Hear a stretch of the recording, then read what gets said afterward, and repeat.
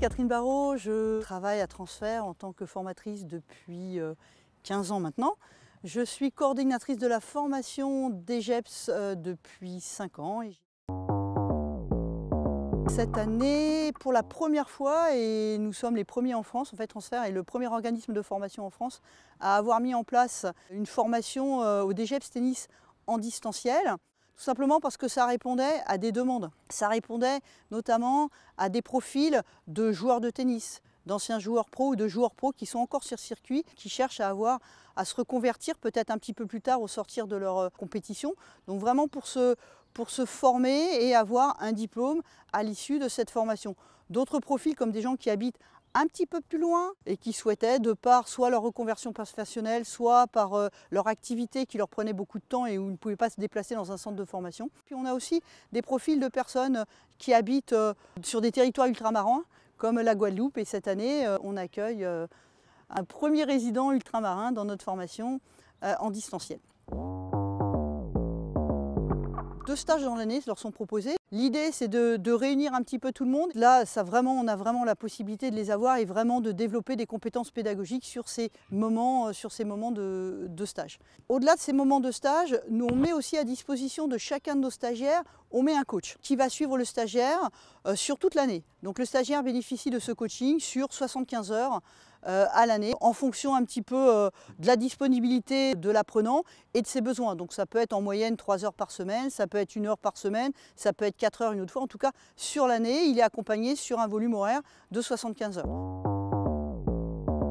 Après, il y a aussi le rôle du tutorat. Et il y a donc un travail, j'allais dire, triangulaire entre le tuteur, le stagiaire, le coach et puis moi derrière, parce que de toute façon je coordonne la formation, donc je suis aussi au plus près de ce trio de personnes qui accompagnent et qui forment le stagiaire. Alors le rôle du tuteur en club, bien évidemment, c'est de travailler avec lui, de lui développer ses compétences, j'allais dire, pédagogiques. C'est également de l'accompagner dans la réalisation aussi de son projet UC1, UC2, donc mettre en place un projet au niveau du club, faire une analyse du club et proposer en fait des axes de développement pour son club. Nous, la relation qu'on a avec le tuteur, donc c'est régulier, au moins 1 fois par mois, si ce n'est plus. Le tuteur et le président nous accompagnent aussi dans chaque évaluation formative.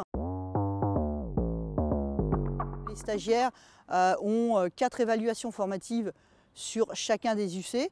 Et sur chacun de ces UC, le tuteur, le coach, la coordinatrice, le président de club peut être présent. Et du coup, on évalue, j'allais dire, conjointement, puisque là, pour le coup, il y a une partie au niveau du club et une partie au niveau de la formation. Au-delà de ces évaluations formatives, il y a un suivi aussi qui se fait mensuel au travers de fiches qui sont envoyées en fait au président, au tuteur. Et ces fiches, elles correspondent au parcours chronologique du stagiaire dans chacun des UC. Et puis on va avoir une partie d'évaluation d'épreuves certificatives qui répondent aux compétences, aux exigences de la DRAGES.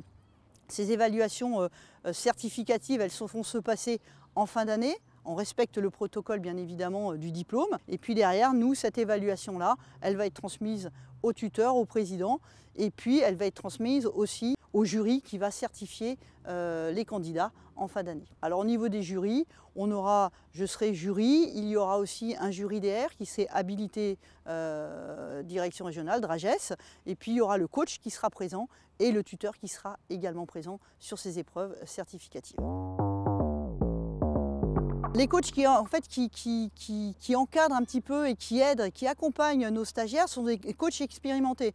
Alors parmi nos coachs, on a d'anciens formateurs ou des formateurs actuels sur le DGEPS tennis et le DES-GEPS tennis. Également une personne qui a été DTN adjoint, qui a travaillé à la fédération et qui a rejoint notre DGEPS tennis. Voilà, on a j'allais dire un panel d'experts expérimentés dans tous les domaines de la formation, dans les domaines du coaching, dans les domaines, j'allais dire, pédagogiques, de haut niveau.